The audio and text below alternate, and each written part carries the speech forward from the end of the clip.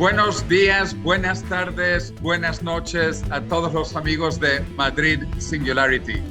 Hoy estamos comenzando las actividades del año y les deseamos un feliz año nuevo 2023 y feliz año nuevo chino, año lunar del conejo de agua. Así que comenzamos con una presentación magistral de Aubrey de Grey. So let me switch into English. Because Aubrey de Grey is English, so he will be speaking in English for all of us, members of Madrid Singularity. Actually, I'm very happy to tell you that Madrid Singularity right now is the second largest group about the future in the meetups. And we are only second to London Futurist, that is led by my co-author, David Good. So we have almost 3,000 members from Spain and from all over Latin America. As I like to say, from Madrid to Mexico and from Miami to Montevideo. We cover all the Spanish-speaking world, over 500 million people. And we are proud to be the second largest language as a mother tongue, only after Chinese, because we have more people who are born speaking Spanish than speaking English. And to begin with Madrid Singularity, we have this fantastic presentation with Aubrey de Grey that we will be translated into Spanish here in the Zoom channel and broadcast live in YouTube. So besides this conference, we will have another one on February 12th about cryopreservation. And we have representatives of Alcor, which is the largest and most traditional cryonics facility in the USA. And then the new facilities in Switzerland, Tomorrow Biostasis, and in Australia, Southern Cryonics. And then in March, we will come back with another conference about anti-aging fully in Spanish with the leaders of the anti-aging movement, medical anti-aging in Spain and in Latin America. But now let's introduce our fantastic speaker, Aubrey de Grey.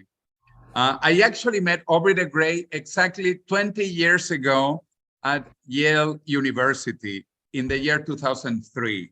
And I had read a lot about him before, but only physically I met him in 2003 at Yale University. He was already working on anti-aging. He got his PhD from Cambridge University based on his previous book, which was the mitochondrial theory of aging and talking about oxidation and free radicals. And Aubrey, before, he studied also at Cambridge. He got his Bachelor's of Arts in computer science. And he worked a long time in computer science, artificial intelligence, until he realized that the biggest problem of humanity is aging.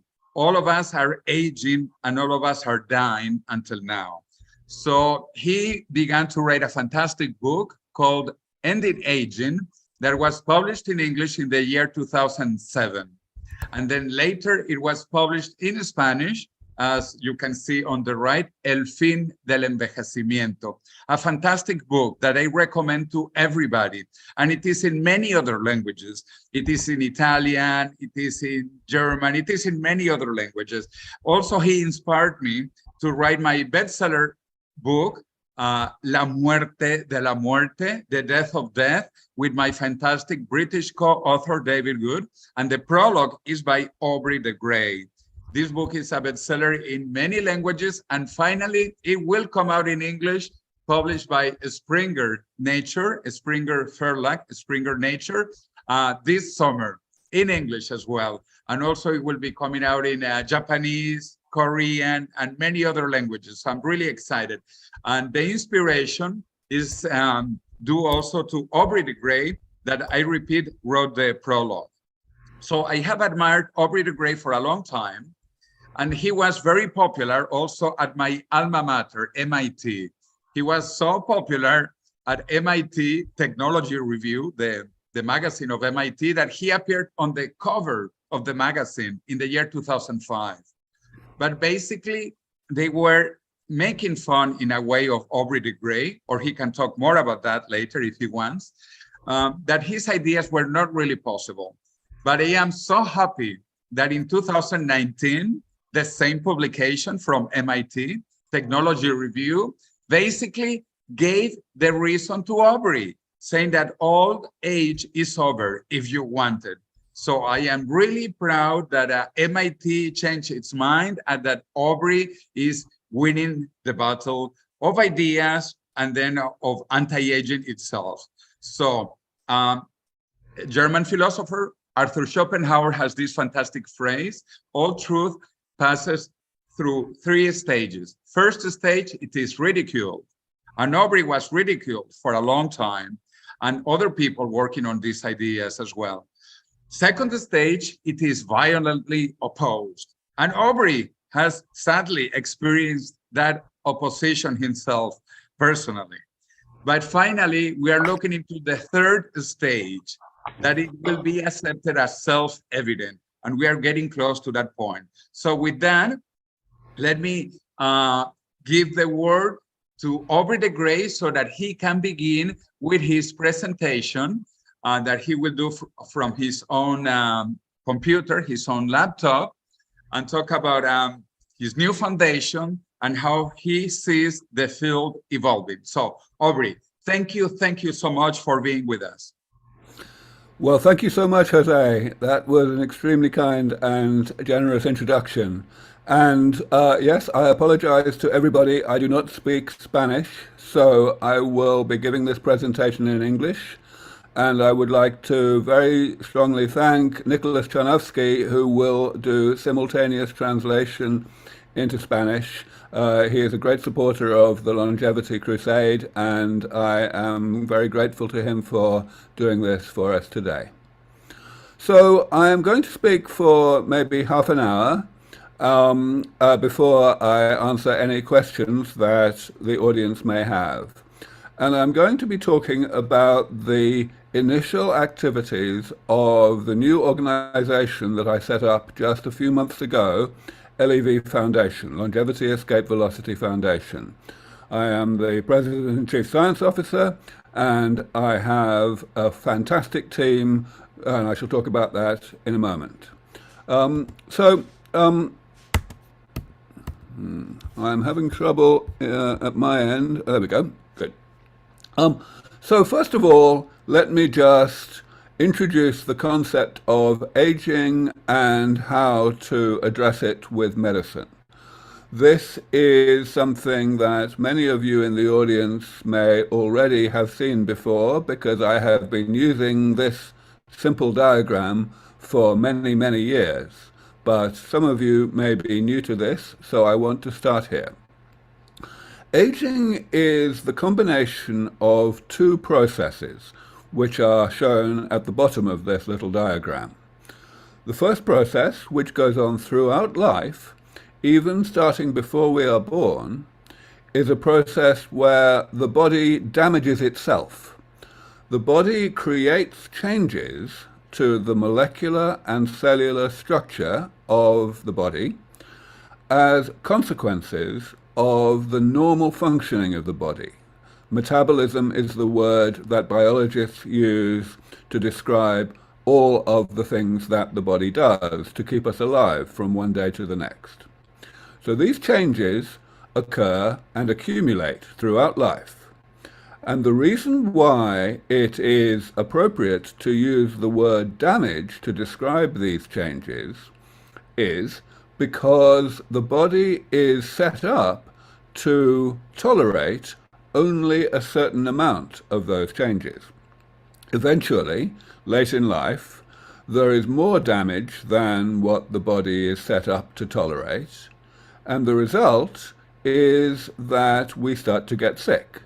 That is the second process that's part of aging, the one that I describe here as happening in late life, that the damage causes the many pathologies of late life. So the purpose of this diagram is to describe, just in one word, the 3 approaches that we might, in principle, take to prevent the pathologies of late life. What that means is to separate metabolism from pathology, to allow us to carry on being alive without getting sick. Now, in principle, we could separate metabolism from pathology by separating damage from pathology. In other words, we could make the body capable of sustaining more damage without getting sick. But, of course, we could only do that to a limited degree. The more damage you have, the more difficult it is to keep you healthy.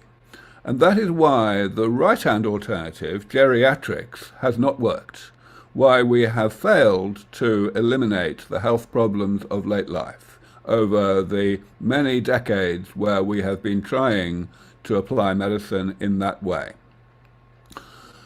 About 100 years ago, a few people began to realize that geriatric medicine was never going to work against the health problems of late life. And that is where the field of gerontology came from. People started to say, well, let us be more preventative. We want to separate metabolism from pathology. Instead of trying to separate damage from pathology, let us separate metabolism from damage. In other words, let us make the body run more cleanly, and so that it does not create so much damage as a consequence of being alive as it normally would. And that was a very original idea, but that has also been completely unsuccessful. We have failed to do this. Ultimately, the reason why it has been unsuccessful is because the process of creating damage is just too closely linked to the processes that we need metabolism to do to keep us alive. So, again, it's a non-starter.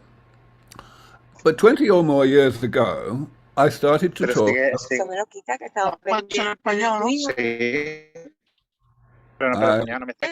I can hear people speaking in Spanish. Okay, that's over. 20 or so years ago, I started to promote the idea of a completely different third way to separate metabolism from pathology. And that is to repair the damage, to eliminate parts of the damage that metabolism creates every so often, so that the total amount of damage in the body never reaches this amount that causes us to get sick. And that turns out to be a really practical option, which has now become a very mainstream idea. It took maybe 10 years for people in the field to really understand what the maintenance approach really is, but now they really get it. And I'm having trouble changing, there we go. So the reason why the maintenance approach is practical was first set out in a paper that I published 21 years ago now, along with some very distinguished co-authors. And in that paper, I described a very manageable number of categories of damage, which I'm listing here on the left-hand side. Actually, in that very first paper, there were 9 categories, but quickly it became 7. Now, these categories are very broad. For example, the first one says cell loss. That means just cells dying and not being automatically replaced by the division of other cells. That is something that causes certain of the main pathologies of late life, such as Parkinson's disease, and also the decline in function of the immune system. And the generic way to fix it is stem cell therapy. We put cells into the body that can divide and replace the cells that the body is not replacing automatically. But of course, different stem cell therapies for different organs and tissues have some differences. Nevertheless, all stem cell therapies also have a lot in common, so that makes sense as a category. And if you go down this list, we can say the same thing for each of the categories, that the category corresponds to a generic approach to repairing the damage, to eliminating the damage. And this has been very successful over the past 20 years. All 7 of these categories of damage repair have made great progress. Some of them are further along in the medical research path than others, of course, but we are definitely getting there. So, why am I calling my new foundation the Longevity Escape Velocity Foundation? Well, that's because of another concept that I introduced about 20 years ago, which is that rejuvenation, damage repair, buys time. If you are 60 years old and we have some damage repair therapies which can repair most of the damage in your body that has resulted from aging, but not all of it, then maybe we can give you 20 years of extra life. If we can do that, then great. That extra life will be healthy extra life. We will be keeping you biologically younger than 60 for 20 years. But by the time you are 60, the types of damage that the therapies do not repair will be enough on their own to make you biologically 60 again. And of course, those difficult types of damage will continue to accumulate, and eventually you will get sick. The thing is, though, during those 20 years before you became biologically 60 again, we, the scientists like myself, will have improved the therapies so that they will be more comprehensive. They will be able to repair some of the difficult damage as well as the easy damage, so that we will be able to re-rejuvenate the 80-year-old who is 60 for the second time, so that they don't become biologically 60 for the third time until they are 100 or more, and so on. And what this means is that eventually we will reach a point at which scientists are postponing the health problems of late life faster than time is passing, so that people who are always getting the most modern damage repair therapies will never have enough damage in their body to make them sick as a result of how long ago they were born. And that is kind of similar to gravitational escape velocity, where if you are, for example, jumping off a cliff, like this guy in the diagram, and while you are falling towards the ground, you turn on a jetpack that makes you go upwards. Of course, if you are already going downwards rapidly, the jetpack will not have time to stop you from hitting the ground. But if you are still high enough above the ground, the jetpack will stop you from falling before you hit the ground, and you will start to go up. So that's what this diagram tries to show. So, who are Longevity Escape Velocity Foundation? Well, I am very proud and happy that I have brought in the 4 people you see here as my core team: Caitlin Lewis and Max Pito and Ben Zealy all used to work for Sense Research Foundation in one capacity or another, and they are helping me to work out what science to do to make sure that we save as many lives as possible, as quickly as possible. And Hannah Friedenberg is our Chief of Staff. She mainly works for my Executive Chair, Greg Grinberg, who you see here on the top left. Greg is the Chair of our Board of Directors, and he, along with the other 5 directors here, are the perfect team to have in charge of the governance of a non-profit. They are deeply committed to the longevity mission. They have all of the many areas of expertise that you need on a board of directors. And above all, they have a very deep and confirmed track record of commitment to respect the intent of donors, to spend donors' money in the way that donors want it. You can see that David Wood is one of those directors. David, of course, was mentioned earlier by Jose because he and Jose wrote a book that has now come out in many languages. So this is the team, and I'm now going to talk a little bit about the activities of the foundation. First of all, we are doing conferences.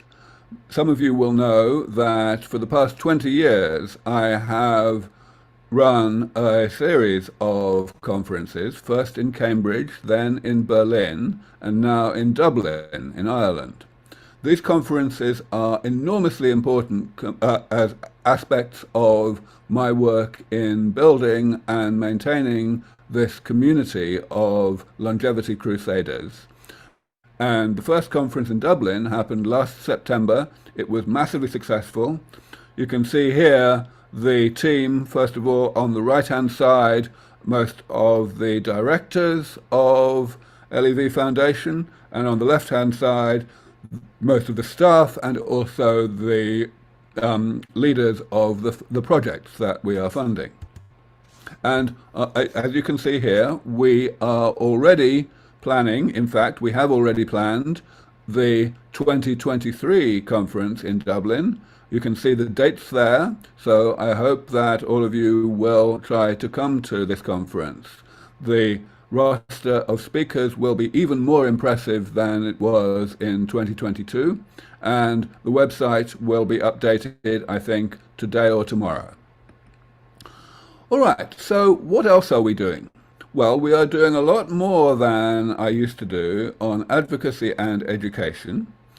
We seed funded a series of retreats that are being run under the name Less Death, which are designed to bring in new talent into the field. People who may be entrepreneurs or journalists or in some other way have skills that we need in the longevity movement and who want to take part but who have not really understood how they can contribute most effectively. Less Death is designed to help that. And the first Less Death retreat, which happened last year, was a massive success. The second one happened just last week, and there will be 3 more this year. Similarly, we are helping to kickstart a longevity movement in Africa, which is led by 2 wonderful people, one from South Africa, one from Nigeria. Again, they are running annual conferences, among other things. So please look up Afro-Longevity. And then in terms of policy, especially in the US, we are interested in educating policymakers and elected representatives. That is the job of the Alliance for Longevity Initiatives, A4LI, which we are funding. And finally, we have the Healthspan Action Coalition, which is a patient advocacy group that is bringing together many, many constituencies to represent the older generation in a way that gives the older generation hope for the eventual medical control of aging, rather than just fatalistic managing of the process of becoming sicker and sicker. So, now I want to talk for the rest of the talk about our research focus. And I don't have time to talk about our cryonics work, which is Kynice, but I have spoken about that elsewhere, and I will do so again. Just very briefly, it is a company taking forward the most exciting and promising cryonics research that I know of, which is to use a technology called persiflation. Secondly, we are looking at the improvement of organ transplantation by developing perfusates material that can be pumped through the vasculature of an organ before it is transplanted, so as to rejuvenate it better than can be done if the organ is in the body. But for the rest of the talk, I just wanted to discuss the first thing on this slide, which is the work on combining late-onset rejuvenation interventions in mice. We believe that this is the single most important work that is not being done well by other groups around the world. It's very expensive and very ambitious, but, well, that's what I do. I don't do timid stuff. So what are we doing? We are combining 4 very different interventions. You can see them listed here: rapamycin, hematopoietic stem cells, that's blood stem cells, telomerase gene therapy, and also a senolytic called galactose conjugated navitoclax. You don't have to remember that. We will be starting to treat these mice when they are already a year and a half old. That means that they have about 1 year to live on average. And we want to extend their lives by an additional year. We will be measuring many things in addition to how long they live. All experiments that are worth doing in longevity do that. And I will talk now a little bit about what we're doing. First of all, these are the groups of mice that we are looking at. And of course, the goal here is to understand how these various damage repair interventions interact and how they can be used together to get more impact. So group number 10 at the bottom left is all 4 interventions combined. But of course, we also need to know how we need to have a baseline. So that means we have to have a group of mice that don't get the interventions. That's group 1 at the top. And we also have to have 4 groups which just get one of the interventions, so that we can quantify the individual impact of each one. And finally, groups 6, 7, 8, and 9 are there because we need to show whether some pairs of interactions, combinations, might actually be antagonistic. In other words, they might actually cancel each other out. So we need to find that out. We will also be doing something rather clever with the control animals, the ones that do not get the therapies. We will have 2 different types of control, and this is so as to understand the impact of the delivery mechanism. Sometimes animals do not like getting injected, or they don't like the taste of the food they're getting, for example. So we will need to control for that. Then what will we be measuring? As I said, we will not only be measuring lifespan, we will also be measuring health span. We will be measuring how healthy these mice are in various ways. Some of those measurements will involve just looking at them to see, for example, whether they are losing fur. That's called alopecia. Or whether their spine is becoming bent. That's called kyphosis. We will also be looking at their behavior. There are various ways to measure, for example, how good the memory of a mouse is. Then we will also be taking blood from the animals, just very small amounts, so as to measure things like what's in the blood, whether that is changing and how rapidly it's changing during the mouse lifespan. And finally, we will also be measuring things that require us to kill the mice. Of course, if you kill the mice, then they are no longer part of the lifespan experiment, so we'll only be killing a quarter of the mice that we are using, but we will have more information as a result of that. Finally, we have a new innovation that I don't think people have ever used in lifespan experiments. And I believe that this is a big improvement on previous work. Normally, if you want to do measurements of health span of the sort that I described in the previous slide, you decide on particular ages, chronological ages, at which you will measure these things. And that's not very smart, because if a therapy is working, then, of course, the mice that will be getting the therapy will be biologically younger at a given chronological age than the mice that are not getting the therapy. But you will know that anyway, because the mice that are getting the therapy will live longer. So you are kind of not getting very much additional information if you measure two things that you already know are going to be closely correlated. So we are going to get more information because we are going to decide on the time points of these tests for each group individually. And we will do so on the basis of how many of the mice are alive. So in each of the 10 groups, we will do our first tests after 10 of the 50 mice in each sex have died. And we will take 4 of the mice to kill, and we will do all the other tests as well. Similarly, the second time point will be when 8 more mice have died, and so on. This will get a better signal-to-noise ratio than what you would get in a standard experiment of this sort. So that's all I'm going to say. I'm now going to answer questions for as long as we like. But of course, I should emphasize that you can always go to our website, levf.org, to support us. We have, of course, a nice friendly donate page, and also for updates on all of our work.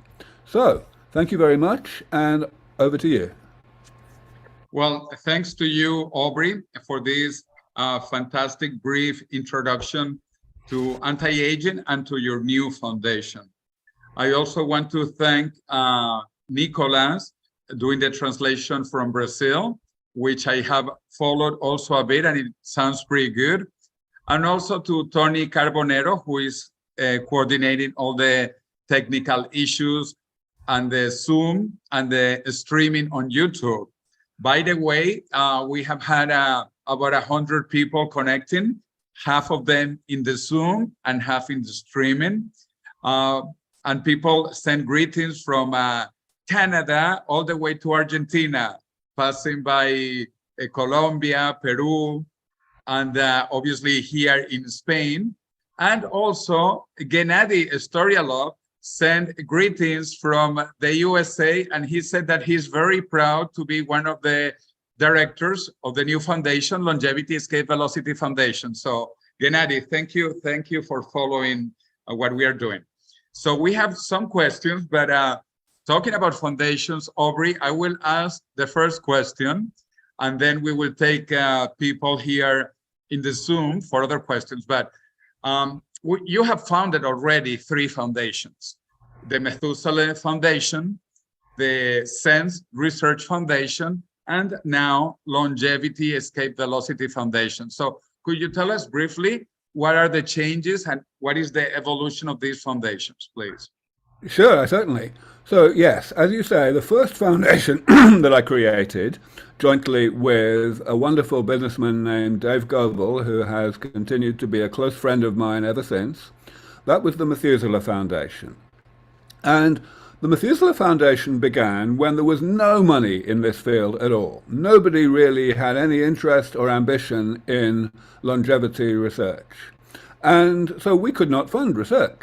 So the first thing that we did was to improve the profile, to raise the profile of longevity research by essentially just making it more interesting to the general public. And we did that by creating prizes. We created 2 prizes for the extension of mouse lifespan. And of course, these prizes were monetary, and we didn't have any money. But that's why we created a charity, so that people could donate, and the money they donated would go into the prize pot. And that was very successful over the next few years, from 2003 through to 2005 or 6. And that is what allowed us to start doing research at the Methuselah Foundation. But eventually in 2009, we decided that actually it would be better to have two separate organizations. One for the PR and the promotional stuff, like the prizes, and another one for the research. So that's why we created Sense Research Foundation, which has been pursuing rejuvenation research, the development of these medicines to repair damage. Now, at Sense Research Foundation, again, we are a non-profit, and the money to do this research comes from philanthropy, almost all of it, which means that there is an enormous amount of freedom to work on very difficult problems that are neglected by industry and also by academia, in which, for different reasons, there is a very strong pressure to work on the easiest problems. So, Sense Research Foundation has done splendid work. I'm very proud of the work that was done there, is being done there, to take forward the early stage research to create these rejuvenation medicines. But one thing that Sense Research Foundation only slightly ever did, and really has not done sufficiently, and never will do sufficiently, I don't think, is the work that I talked about today, combining individual therapies to get the main result that we want, to repair damage comprehensively enough that we can actually extend healthy lifespan, first of all in mice, and of course eventually in human beings. Also, Sense Research Foundation has not historically done any significant work in cryonics, and that is another major interest of mine.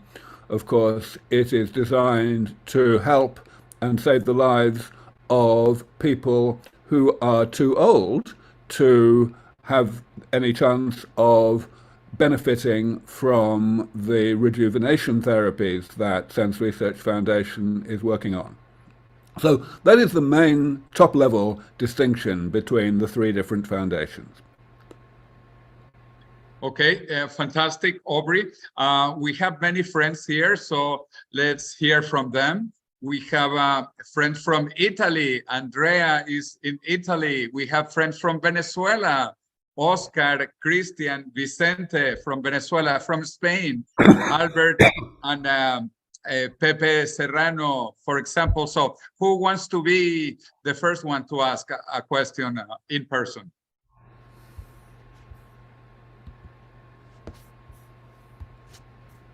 Just raise your hand and Tony let them in, or unmute them so that we can hear.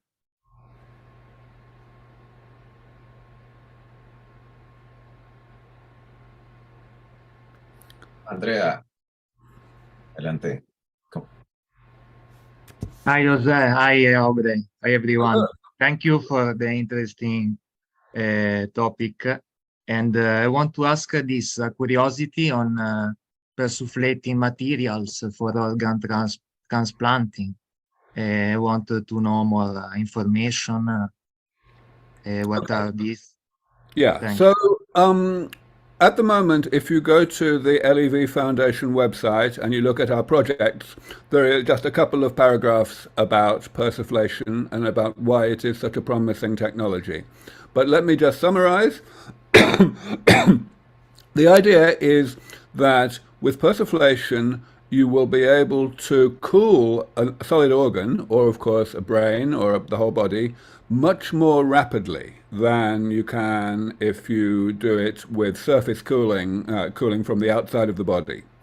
And that's very important for reducing the amount of damage that is done by the cryopreservation process. Especially it is because you need less cryoprotectant in order to avoid crystallization, which is of course the main thing that damages organs when they are frozen. You need less cryoprotectant if you cool faster. And the cryoprotectants are a little bit toxic, so that's very beneficial. The second huge advantage of persuflation is that it prevents cracking, the fracturing of tissues as a result of thermal stress, essentially because cracks do not propagate through gas, through bubbles.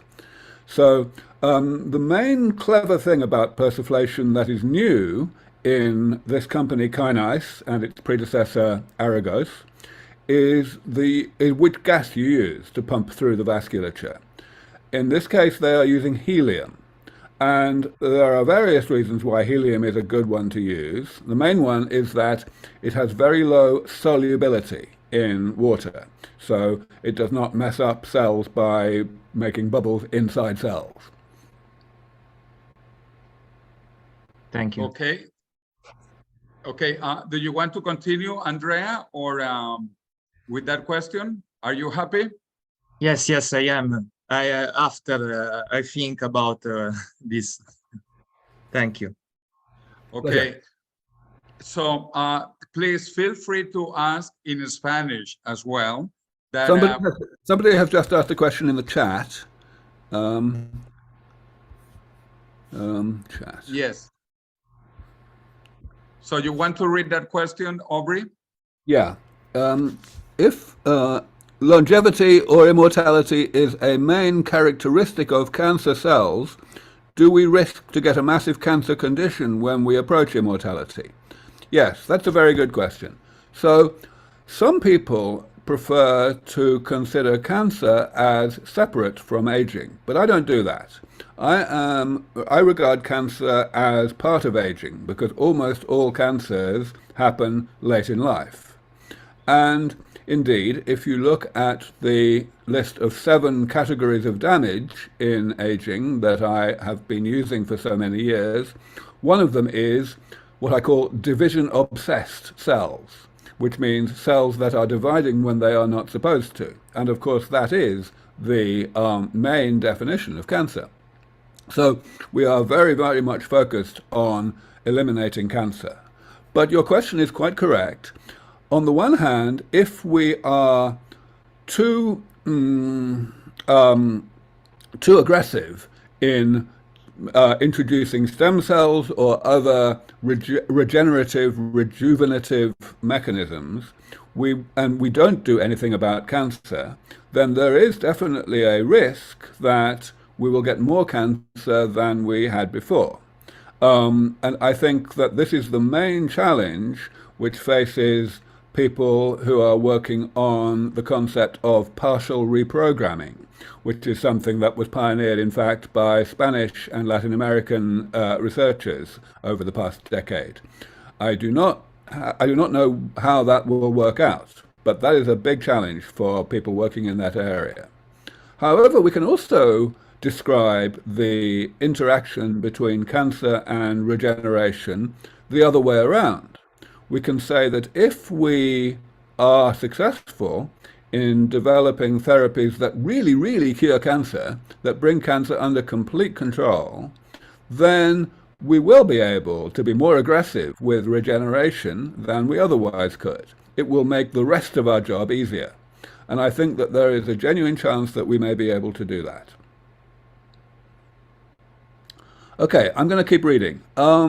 Joey Koningsbruggen says, is there a reason not to use partial reprogramming? I gather that could be done. Right. And Joey, first of all, let me thank you very deeply for the donation that I just saw came in to LEV Foundation that you just made. Thank you very much for that. So actually, coincidentally, I just answered the partial reprogramming question in part, but let me answer it some more. As I said, the concept here, which for those of you who don't know, is to drive backwards the developmental clock in cells in the body using what are called the Yamanaka factors, proteins that were discovered in Japan 15 or more years ago. The idea here is to make cells in the body more stem-like, more regenerative. And definitely we need to do much more work in this area. I have explained that the main concern is that it may make more cancer. And we just don't know the answer to that yet. But it may not. We may be able to avoid that. And in particular, I am very interested in the possibility that other factors, other different ones than the Yamanaka factors, may also achieve the same regenerative impact, the regenerative therapy, without having nearly so much risk of cancer. So there's masses to do in this area. Let me see what else I can see here. That's from Joey. Before Joy's question, there are two other questions from Jorge Carvalho. Yes, I've spotted one now. What mouse strains are you going to use in your experiments? Excellent question. So we are very much using strains that already live a long time normally. If you use a strain that is short-lived, then that strain has something genetically wrong with it, and you do not know whether that whether the therapies that work on short-lived mice will also work on long-lived mice. So we have to use long-lived mice. Now, in the experiment that I described in this talk, which we are starting right now, we will use the strain that is used most often in lifespan experiments around the world, which is called C57 Black 6. And we are using that strain because we were able to buy mice of that strain that are already old, that are already 18 months old. However, there are some shortcomings of that strain, and the result is that some researchers over the past 10 or 15 years have been using a different strain called HET3, H-E-T-3. And we are probably going to switch to that strain for our next version of this experiment that we hope to begin later this year. We can't use that strain yet because simply it's not possible to buy old HET3 mice yet. But by later this year, that will be possible, and we will probably switch to it. Then the second question, how could CRISPR-Cas9 techniques help? So CRISPR-Cas9 is an enormously valuable tool in the whole of medical research, not just in aging. We can make changes to the genome in cell culture and increasingly also using gene therapy, in other words, in living organisms, living animals, using this technique.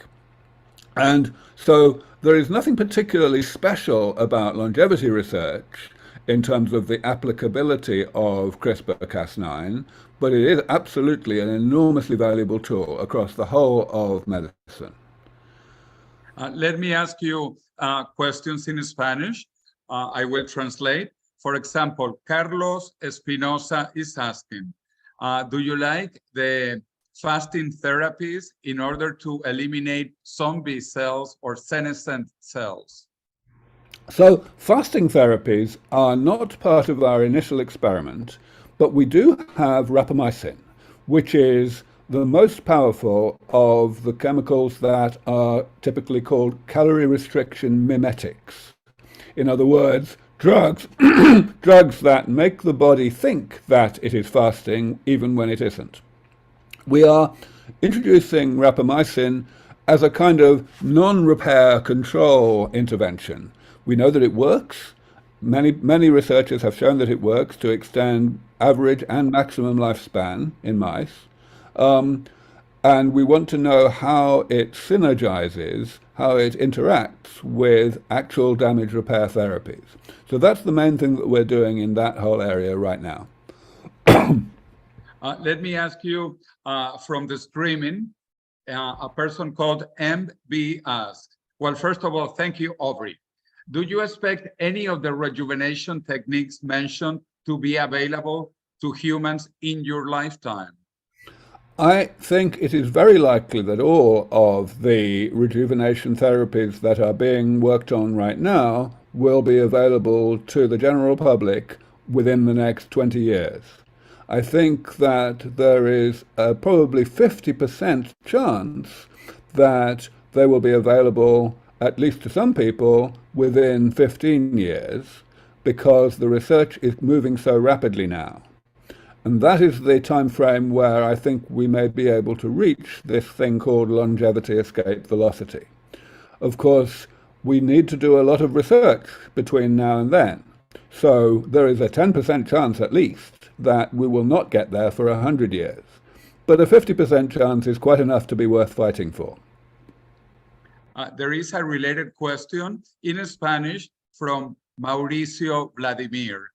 Mauricio asks, what is the life expectancy that you are targeting now? 150, 200 years? Since there are already a lot of people, especially in Japan, who live over 110 years of age. Well, actually, there aren't all that many who live to 110. In fact, there aren't all that many who live to 100. But no, I do not think about lifespans at all, not even slightly. I am all about the humanitarian impact of this work. I am interested in stopping people from getting sick because being sick is miserable. I do not like to see human beings suffer, and I want to prevent them from the main cause of suffering that exists in the world today, which is being sick as a result of having been born a long time ago. So that's what I want to do. The longevity aspect of this is a side effect. It's a consequence of staying healthy. And I don't think about that very much. Okay, another question in Spanish from Carlos Fernandez. He basically asked, how long before we get these therapies? First for slowing aging, and second for rejuvenating people. So it's divided into extending lifespan and reversing aging itself. So, first of all, as I mentioned a moment ago, it is impossible to give a confident answer for how long this is going to be. So the only answers that I can give are probabilistic. I can say that there is a 50% chance of getting there in 15 years, but a 10% chance of not getting there for 100 years. But to answer the rest of the question, it is very important to understand that we will not have this intermediate phase where we are slowing aging down but not reversing it. That's not going to happen. We will move directly from the time when we are in now, where we are basically not slowing aging down at all or hardly at all, into immediately a phase in which we are reversing aging, which we are genuinely rejuvenating people. There will not be some period in the middle where we are aging half as fast as we are now. That's not going to happen. Okay, I have several other questions that I can read, but I want to know if someone wants to ask a question in person. Anyone raising their hand or wanting to ask the question, or we keep on through the written questions? Okay, if no volunteers, here I have a question from Esteban. He asks in English, I would like to know which biological clock would you choose if you had to choose just one clock to monitor aging?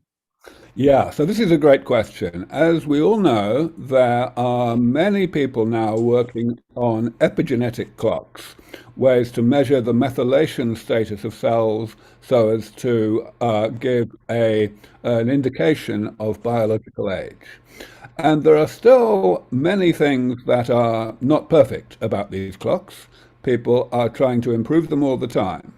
People are also looking at other ways to use what's called omics data to look at, for example, proteins or transcripts to ask about the biological age of organisms.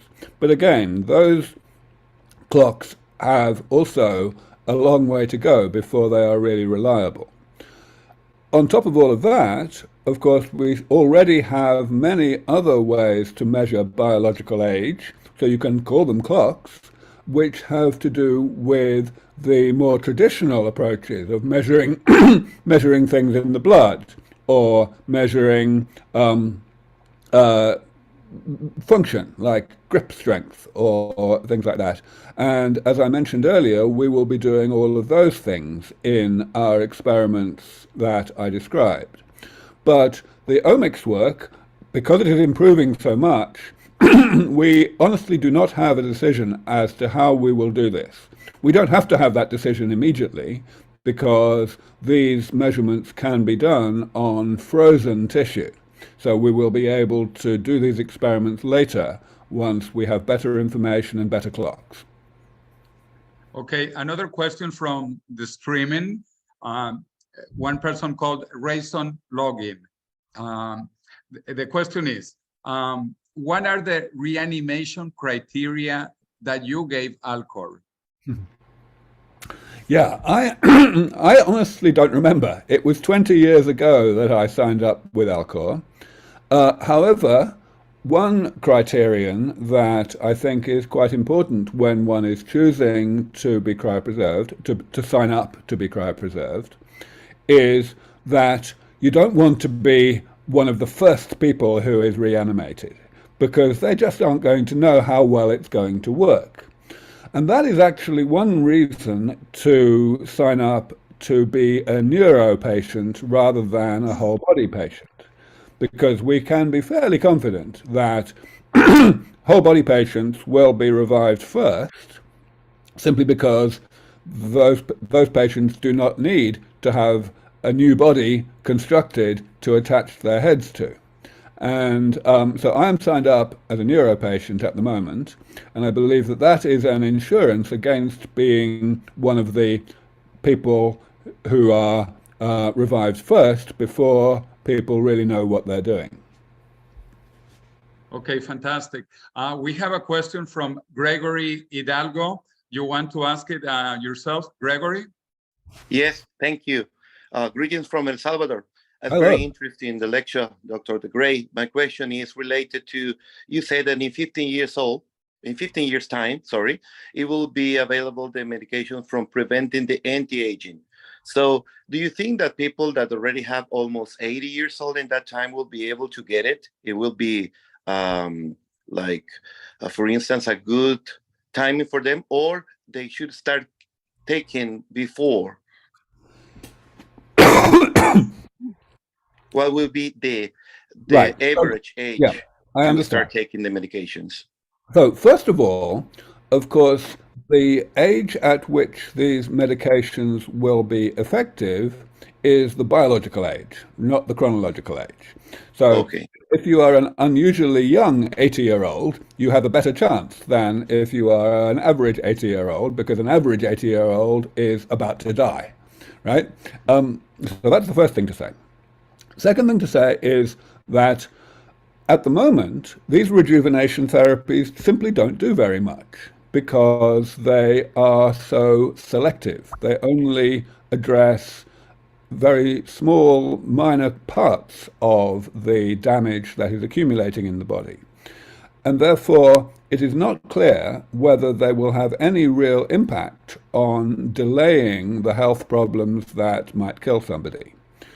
The best that one can do today, really, to look after oneself and to postpone the health problems of late life is traditional stuff, essentially just living the way your mother told you to. Don't smoke, don't get seriously overweight, have a varied diet, and keep yourself in as good condition as you can. Pay attention to your body, do as much exercise as you find that you need, and so on. I wish that there were more that we could already do, but there really isn't. And that's why it's so important also to think about cryonics, about signing up to be cryopreserved if these therapies do not come along in time for you. There are several other questions about anti-aging, but because we are on cryonics, Joey Konigsbruggen has a question about cryonics, and he's asking, are there currently animals cryopreserved, non-human primates, in order to test feasibility of resurrection, say, 10 years down the line? So a number of the cryonics companies and providers do have the facility to preserve pets. And so there are quite a lot of cats and dogs, I know, that are cryopreserved already. However, when we talk about reviving animals, that has not yet been done. It's certainly something that would be a huge milestone for the feasibility and indeed the credibility of cryonics, and it's something that people want to do. But reviving a cryopreserved mouse is very, very nearly as difficult as reviving a cryopreserved human. So we still have some way to go before we can reach that point. Okay, let's go back to questions here in the Zoom. Amarildo asks, what does rejuvenation really mean? To extend life by preventing serious illness, or to actually reverse aging and function again as someone in their 20s or 30s? It absolutely means restoring function, restoring how you look, how you feel, and how you function to how you were in early adulthood, in your 20s or 30s. Now, of course, really, that's not so much a contradiction. I'm not saying no to the first of the alternatives, because those alternatives that you gave in the question are not really alternatives. They are the same thing. A lot of the confusion about this arises from inaccuracy and imprecision about the definition of what the word aging means. The word aging means different things to different people, and that's a real problem. So I try not to use the word aging very much. I talk about the health problems of late life and so on. So yes, that's really basically yes to both of your alternatives, but especially the second one. Okay, Bernardo asks, does rapamycin risk reducing the capabilities of the immune system? Right, so rapamycin was originally discovered and used medically because it does suppress some aspects of the immune system. But this has been researched a lot over the past decade or more since it became apparent that rapamycin can extend the lifespan of mice. And first of all, there are definitely only some aspects of the immune system which are affected. Secondly, there is a lot of work going on to develop drugs that are similar to rapamycin, but that do not even have that effect, that do not have any of the side effects that rapamycin was shown to have. So it's really not much of a problem. Okay, I believe Enrique Segarra from Spain asked, this is in Spanish, so I will translate. In Spain, we have elections at the 3 different levels, city, region, and country level this year. So elections everywhere. And he's asking, what can we do so that the politicians take this seriously, anti-aging? What do we tell them to propose? Or what should they propose? How we can use politicians to advance our cause? So politicians are easy people to understand because we know what they want. They only want one thing. They want to get re-elected. So all you need to do in order to get a politician to support the policy that you want is to persuade the politician that there are votes in it, that it will be popular with the people who are going to decide whether that politician is elected or not. And that's why I spend so much of my time talking to the general public, educating them on the idea of medicine against the health problems of late life, medicine against aging. People often think that medicine against aging is impossible because aging is not a disease, they will say. It's like gravity, it's built into the fabric of the universe. But increasingly, people are understanding that that is not true. Now, therefore, one thing to do is to do petitions or opinion polls or whatever to say, you know, would you like to stay healthy? Would you like to get Alzheimer's disease? Things like that. And to show politicians the results of these polls. Of course, you have to ask the question in the right way. You should never ask, how long do you want to live? Because the general public will interpret that question as, how long do you want to live in an old state of health? Which, of course, is not the right question at all. Another thing that should be borne in mind in Spain is that Spanish researchers have done a lot of the most important work in this area. In fact, 2 Spanish researchers, Maria Blasco and Manuel Serrano, were responsible for the most pioneering work that has led to 2 of the 4 interventions that we are using in our mouse experiment. Maria showed that telomerase could extend lifespan in mice, and Manuel developed this thing called conjugated navitoclax, this senolytic. So, Spain is one of the leading countries in terms of the actual contribution that has already been made to the medical control of aging. And politicians like to be able to, say things like that.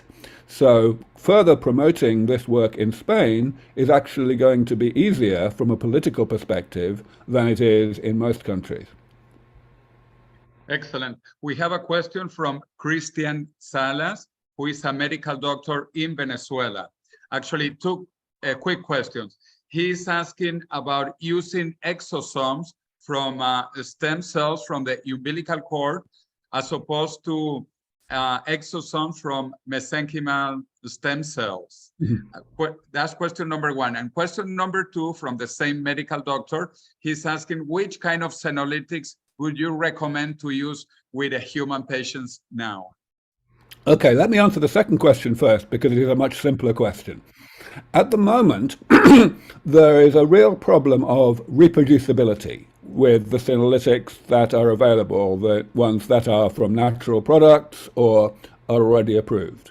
It seems that these senolytics do not really have enough selectivity to kill senescent cells. That is why in our mouse experiment, we are using this rather sophisticated chemical that we are having to get synthesized, at our own expense. It is very promising. It looks much more selective than most of the things that have been used, and we also understand why it is selective, because it is targeted to cells that have a particular enzyme that they make a lot of that senescent cells do. But for things that are available already to the general public, I really don't think that we can make good recommendations. Plus also, of course, we must remember that I am a PhD, not an MD, so I am legally not allowed to make recommendations of that kind. Okay, on the second question about exosomes from different types of stem cell, this is a very active research area. Honestly, it is impossible to say which exosomes are better. The general idea of using exosomes rather than injecting the stem cells themselves is a brilliant thing, and it may be the main way to avoid the immune reactions that come from using stem cells taken from a different person, what's called an allogeneic stem cell transplant. So that's the big advantage. But what exosomes to use, or indeed whether to build exosomes that did not come from cells at all, but rather we just engineer what's inside them, these are very, very early research areas that we just can't answer the question yet. Okay, another question from Javier Jimenez in Spanish, so I will translate. What do you think about the therapies that Liz Parrish is taking and her company BioViva? So Liz is a wonderful member of this community, a great friend of mine, and she, as many of you will know, she was what she likes to call patient zero in getting gene therapy for telomerase and follistatin several years ago in Colombia. All I know is she's doing very well for her age. She seems not to have had any side effects from this, and she may very well have had benefits. But these are unapproved therapies in Western countries, so at the moment there is no more that we can say. However, certainly the fact that she did these therapies on herself was the main thing that allowed her to become such a powerful advocate in this space, and she is an amazing advocate in this space. So she has made a huge contribution to the field just in advocacy as a result of having become high profile through these therapies that she did on herself. Okay, excellent. Let me take one more question from the YouTube channel, and then Andrea, who is raising his hand. Okay, Chi Chan asked, 2 years ago, you said that LEV was 15 years away. but according to your recent talks, it is still 15 years away.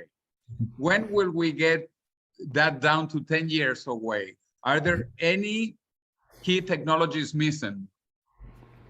So, of course, my estimates of how far away these therapies are very approximate. So I probably think we are only 13 years away now, but I'm not really sure. You know, it's very approximate. Again, this is all probabilistic. This is with 50% probability. However, what I can say, if we look at the past 20 years, is it's looking good now. Over those 20 years, I have been making predictions of this same sort. And 20 years ago, I said that we were probably 25 years away from longevity escape velocity, with, again, 50% probability. Now, that means that we have only gone half as fast as I predicted. So that sounds bad, but it doesn't sound nearly so bad if we ask what I was saying 10 years ago. 10 years ago, I was still saying 20 to 25 years. I felt that we had made hardly any progress. Whereas in the second 10 years, the past 10 years, we have hardly slipped at all. My predictions have been going down by about 1 year per year. So I believe that we have a good chance that my predictions will continue to come down by 1 year per year. I do not believe that there are any huge showstoppers now. 10 years ago, there were 2, at least, of the 7 categories of damage and categories of damage repair had made essentially no progress in the previous 10 years since I started talking about them. And now, both of those 2, mitochondrial mutations and stiffening of the extracellular matrix, have both moved forward quite a lot, both in the work that we have done at Sense Research Foundation and now also in startup companies. So yeah, things are moving pretty well. Okay, Andrea, you can ask your question live. Yes, a rapid question. Before you mentioned that slowly aging and reverse regeneration about aging will happen at the same time in the future, in the sense not a period in the middle, you said. This is due to the effect of the exponential growth technology and what we already did today, or No. for other reason that you mean? No, it's nothing to do with exponential change or accelerating change or anything to do with, you know, the way that people talk about the technological singularity. Okay. It's purely because the therapies that are going to achieve this longevity escape velocity will be rejuvenation therapies. So it's simply a question of how much time they buy. If you have therapies that are comprehensive enough, then you will age backwards. You will become biologically younger as time goes past. If the therapies are not comprehensive enough, that means that there are things that can kill you on schedule, that we are not slowing down, that we are not repairing, right? And that's why there will be essentially very little impact on longevity, on how long we stay healthy, and on how rapidly we go downhill thereafter. Even if we are fixing some of the types of damage, that's not good enough. It's like, you know, it's not good enough with a car to eliminate the rust if you don't eliminate the contaminants in the oil, things like that. Okay, we have several more questions in Spanish. Let me read them out to you in English. Santana is asking, what do you think about the recent discoveries by David Sinclair from Harvard, saying that he's rejuvenated mice with injections, or different organs in mice with injections? Yeah, so David has been doing some fantastic work over the past, well, of course, he's done fantastic work for the whole of his career. But recently, the work that has been most prominent is to do with using these Yamanaka factors that I spoke about earlier that are used for partial reprogramming. He is particularly fond of using just 3 of the traditional 4, so not using the one that is considered to be most dangerous for cancer. And he has been getting very good results. He published a paper a year or 2 ago now showing that he could help with blindness in old mice, and he's done more recently. However, there's still a long way to go. Recently, he published a paper showing that you could rejuvenate mice using these techniques, but he used mice that had an acceleration of their aging on account of another thing that he was testing, which he calls the information theory of aging. So we still have some way to go before we can genuinely show that normal mice in middle age can have their lifespan extended using this kind of technique. It's certainly something that needs to be explored, and people are exploring it, both David and other people, and we will very much be wanting to explore it as well in combination with other therapies in the future. Okay, there is a question from Guillermo Canata. He's asking if we can activate cellular organelles like peroxisomas in order to reverse aging. Okay, peroxisomes, which is what you meant, are important organelles in all of our cells, but they are not quite so interesting as mitochondria or lysosomes. The reason I say that is because, unlike mitochondria, they do not have their own DNA, so they cannot accumulate mutations.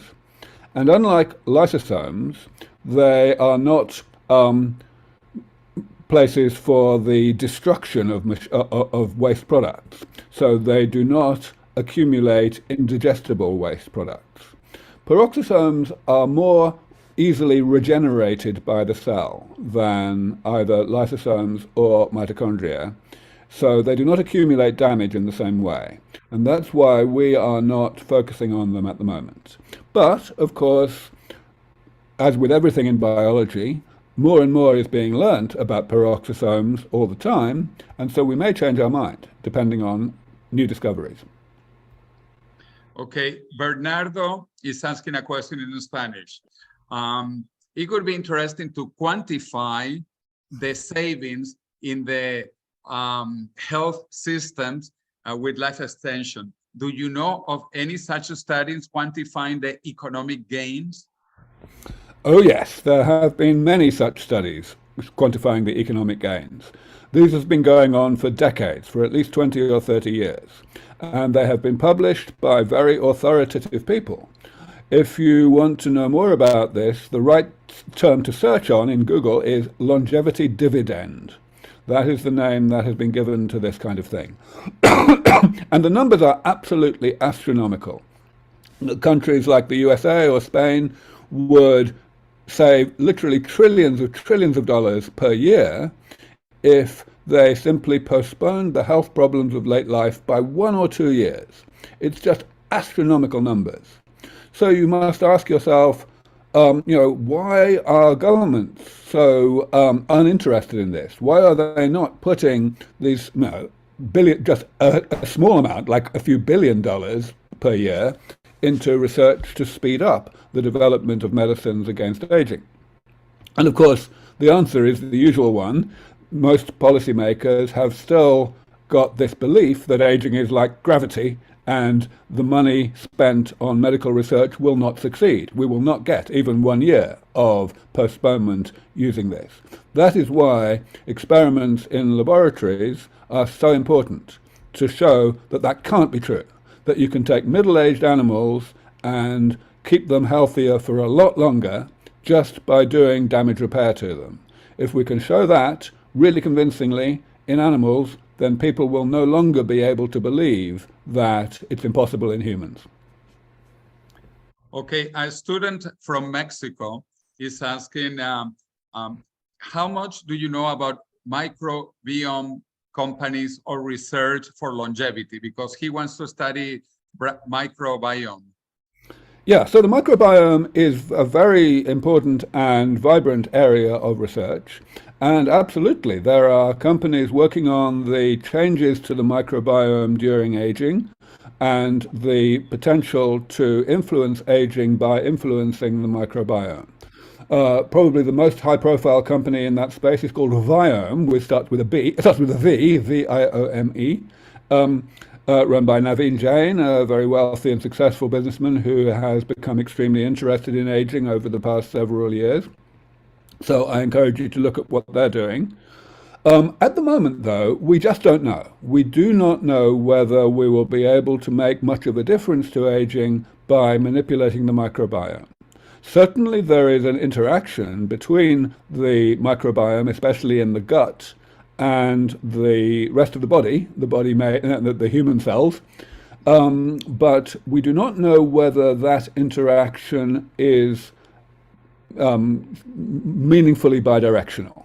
We do not know whether changing the microbiome in the gut will have a big beneficial effect. People are very much working on it.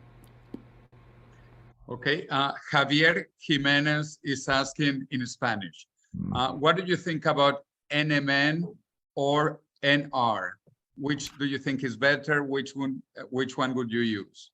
So NMN and NR are both precursors of a very important molecule in the body called NAD. And NAD is something that we cannot take as a supplement because it does not get absorbed by the body. But NMN and NR are absorbed and they are converted to NAD. Why would this be useful? Well, the amount of NAD in the body goes down with age. So that seems like it's something that we should be trying to fix. However, there are some questions about this. First of all, we don't really know why the amount of NAD goes down, because the body has the capacity to synthesize its own NAD. And so you would think if it needs it, it would be making it. So that's a question that we really don't know the answer to yet. Secondly, we have to ask, why would adding NAD be good? And the main theory for why it's good is that it acts as a CR mimetic, a calorie restriction mimetic, a bit like rapamycin, though by a different mechanism. It tricks the body into thinking that it's in a famine, and therefore there are changes to gene expressions that result from NAD, the same as they would result from calorie restriction itself. And calorie restriction itself and calorie restriction mimetics have a very much smaller effect in long-lived species like humans than what they have in short-lived species like mice. So, I really don't have all that high hopes for the benefits of NAD precursors. They're definitely better than nothing in many ways. CR and CR mimetics can give some postponement of the health problems of late life, but they are not the holy grail. They are not the fountain of youth. They don't do damage repair, and we will really need damage repair in order to get to longevity escape velocity. Okay, I have a question myself. I just finished reading the book Methuselah's Zoo by Steve Oster, who is a leading researcher on longevity. And his argument is that we actually need to study long-lived animals as opposed to short-lived animals, so that we shouldn't worry about mice. We need to worry more about naked mole rats or even more about whales, because whales are mammals and they live 2 centuries. So what is your answer to that argument? Yeah, so Steve is completely right. Steve Oster is one of the most important researchers in the whole field and has been for decades and decades. And the main reason why he's so important is because before he was a gerontologist, he was a zoologist. So he has much more understanding of the diversity of nature, of different species, than most gerontologists have. And I'm delighted to say that he will be speaking at my conference this year in Dublin in August the 17th through the 20th. He's a splendid speaker, is also a splendid writer. Of course, Methuselah's Zoo is a wonderful book written for a general audience. So he will be certainly talking about things like that when he comes to Dublin. But yeah, I mean, the main reason why so little research is done on these interesting species is just because it takes a long time to develop the tools to work on a new species. People can do much more rapid experiments if they use species that have been used for many, many years by other researchers. And that's not a good enough reason. So it is extremely valuable that there are a few researchers, like, for example, Shelley Buffenstein working on naked mole rats and such like, working on species that live unusually long, given their size, for example. Okay, we have a question from Bernardo, and he's saying, what is your experience with resveratrol? So resveratrol, of course, was the very first molecule that David Sinclair became famous for as something that would act as a calorie restriction mimetic. And it's supposed to work in somewhat the same way that NAD precursors work, which is, of course, what David moved on to over the years. But of course, it did not really succeed when taken through into the clinic. Various molecules that were similar to resveratrol but that acted more potently were bought by a big pharma company, and that work did not lead to drugs that became clinically available and succeeded in clinical trials. So at this point, we really don't know whether that direction is going to get very far. I think at the moment we can say that certain other drugs that work as calorie restriction mimetics are looking more promising, whether it's NAD precursors, whether it's rapamycin, even metformin. Okay, fantastic. Javier Lopez Diaz, you have your hand up, and then later Mauricio Vladimir. Javier?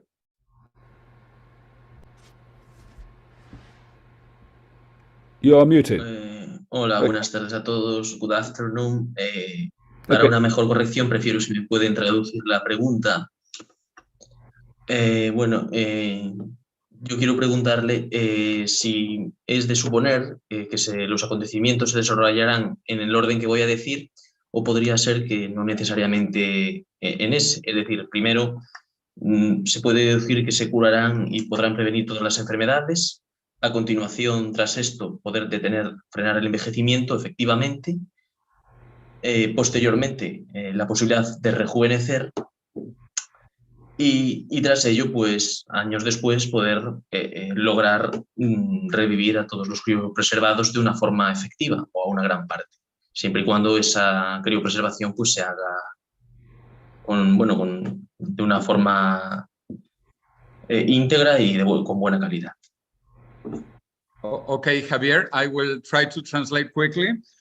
He's asking about the timing, the order of the things happening, like if we are going to cure diseases first, if we are going to cure then later aging, and if we are then going to rejuvenate people.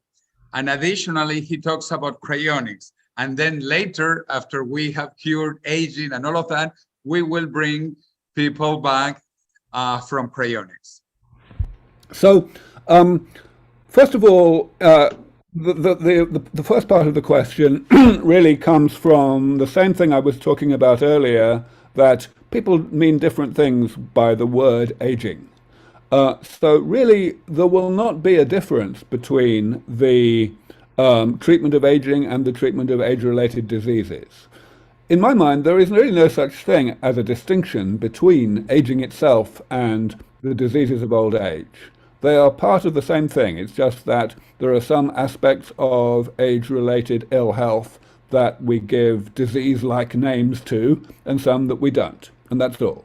So really, those things will happen at the same time because they are the same thing.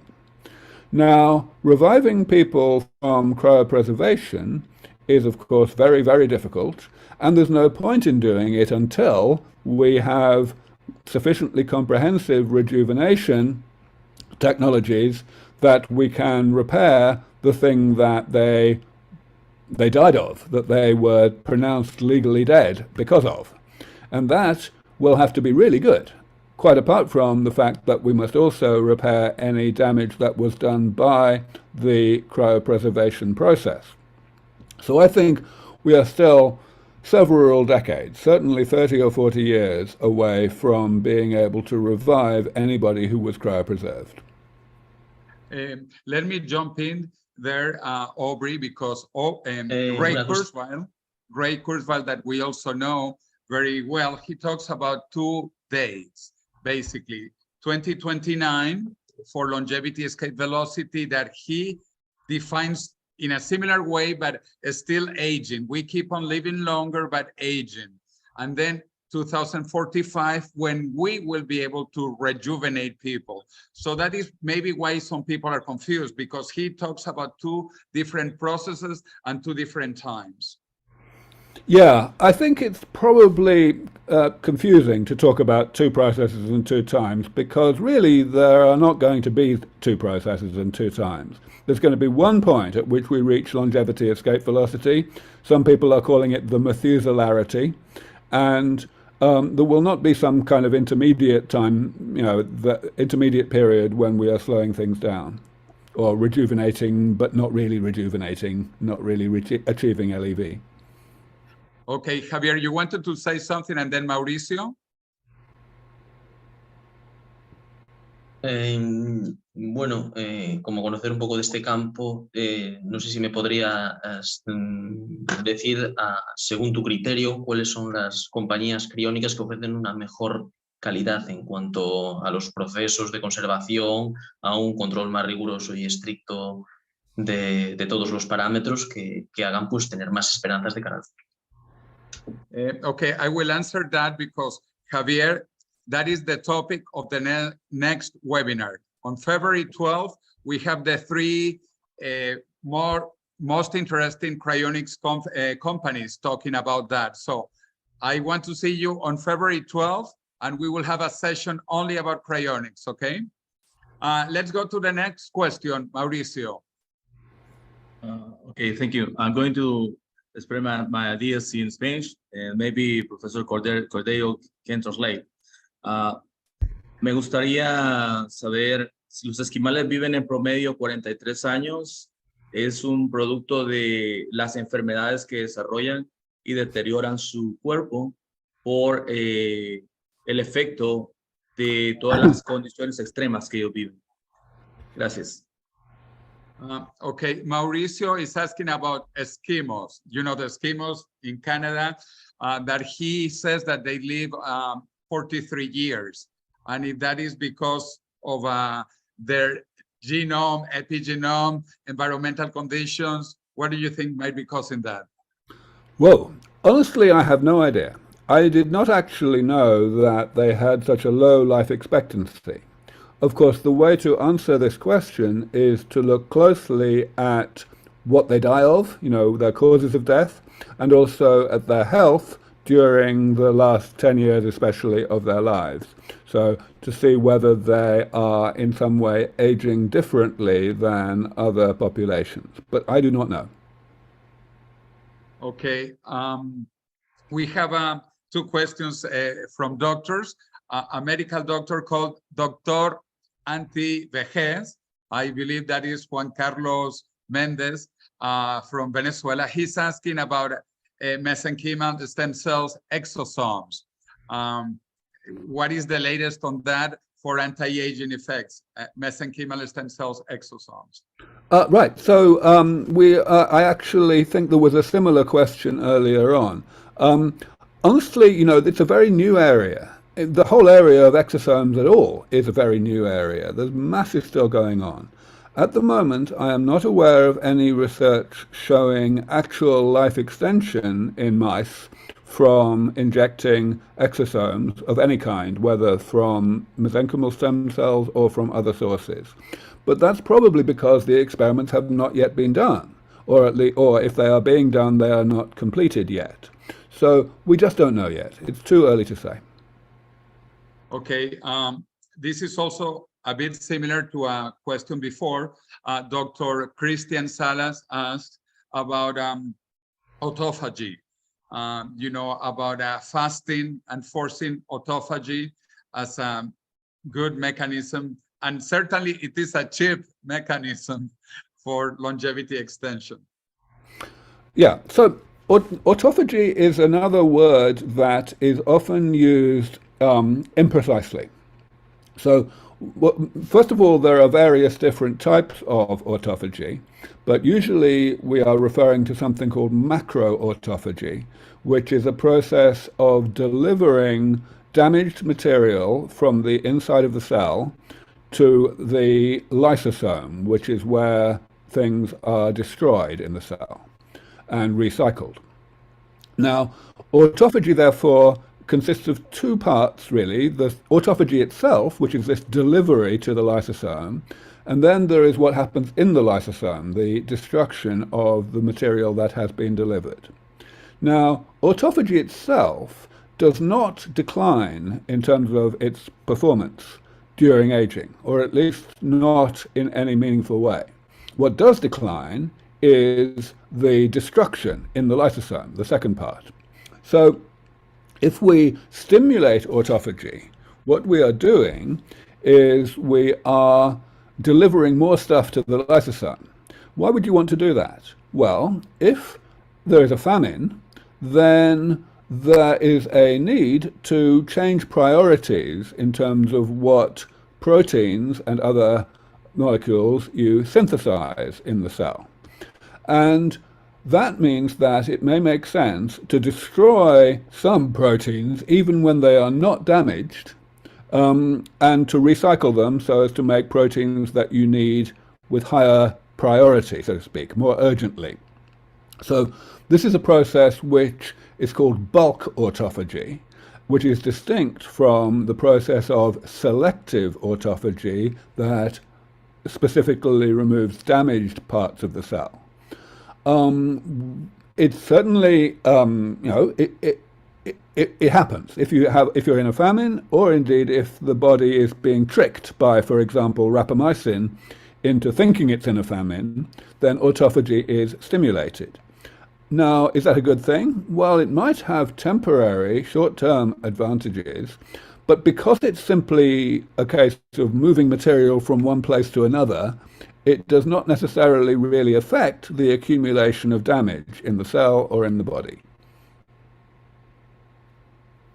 Okay, we have another question here about aging. Is it, Bernardo asked, do you think that the aging mechanisms are programmed or caused by the environment? No, neither of those things. The environment has a very limited effect on the rate of aging. Now, when I say this, I mean, of course, I am not talking about extremely bad environments. Certainly, if you live in a situation of very high radiation, for example, or if you have toxins at high levels in your food, then that may accelerate your aging significantly. But if we compare the lifestyle and diet and other environmental factors of people who are not in that situation, then there is very small difference between them. Now, in terms of whether aging is programmed, it depends what you mean by programmed. Certainly, different species have very different lifespans, and that is because they have different genes. They have different genomes. But within a species, different individuals have very, very similar genomes, and sure enough, they have very, very similar lifespans.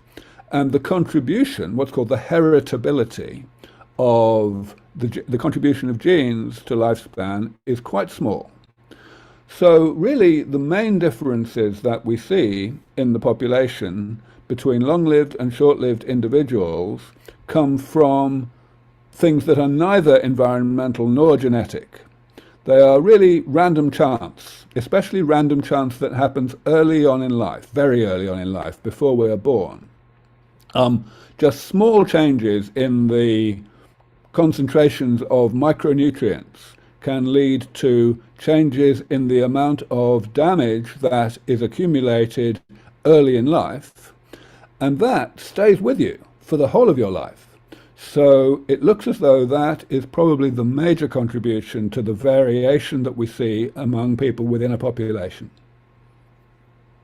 We actually have also a reply from Gennady Storyalov about Eskimos. We were talking about Eskimos, so Mauricio, a friend says that various Canadian studies of life expectancy in the 2010s showed that life expectancies of various Eskimos Inuit groups rose to the low 20s, but to the low 70 years, but were still lower than the general population.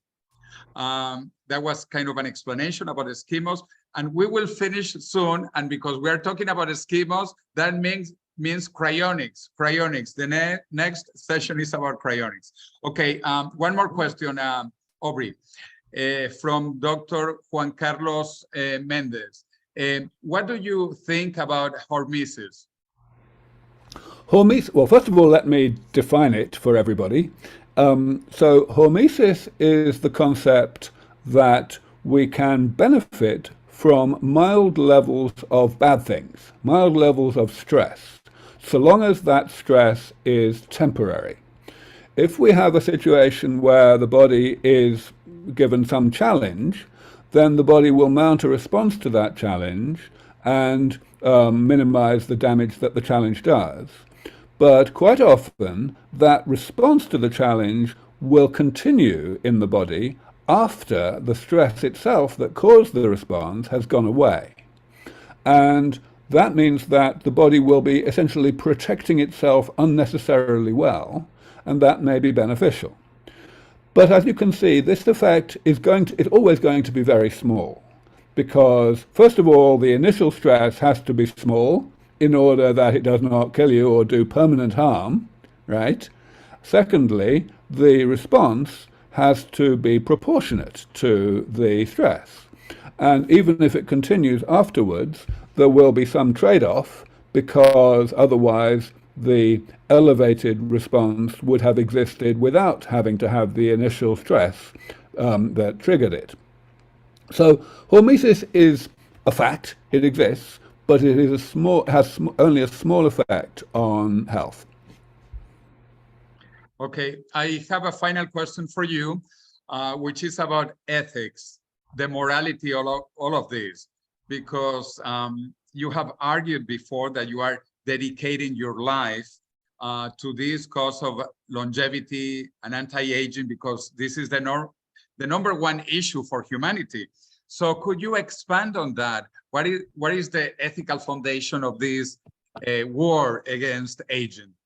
Yeah, really the only reason why anyone would begin to ask that kind of question is if they are starting from the assumption that aging is something completely different from the diseases of old age. Nobody suggests that there is any ethical question around looking for ways to stop people from getting Alzheimer's disease, or looking for ways to stop people from getting cancer. But when we talk about aging, people are much more confused about that. And that's simply because people have a bad idea in their heads of what aging is. That's why I began my talk by describing what aging is and showing that there is no meaningful distinction between the aspects of age-related ill health that we call diseases and the ones that we don't. That's why there is no ethical question here. It's all about health. Ill health causes suffering, and we need to work as humanitarians to minimize the amount of suffering in the world. Aging currently causes far more suffering than any other phenomenon in the experience of humanity. So that has to be our number one focus when we want to be humanitarians. Yes, I totally agree, Aubrey. In fact, in the United Nations Declaration of Human Rights, the first right is the right to life. And it should be the first and the second and the third and the fourth right, because without life, there are no rights. So yes, this is an ethical campaign, I think, that you are leading, and you have been very successful, and we hope you to be more successful in the future. So I recommend everybody to read his fantastic book, Ending Aging, in English, or El Fin del Envejecimiento in Spanish, or in other languages. And besides thanking, obviously, Aubrey de Grey and Nicholas for the translation, and Tony for the technical assistance. Remember that next event will be on Sunday, February 12th, with 3 leading experts on cryonics. There were several questions about cryonics, and Aubrey de Grey himself supports cryonics. So do I personally. So I think we need to learn more about this area, about cryonics, and we are going to have fantastic experts talking about that in English with a Spanish translation in the Zoom. So please register for that too. Looking forward to having you with us forever and ever and ever. And if we live long enough, Aubrey will have time to learn Spanish.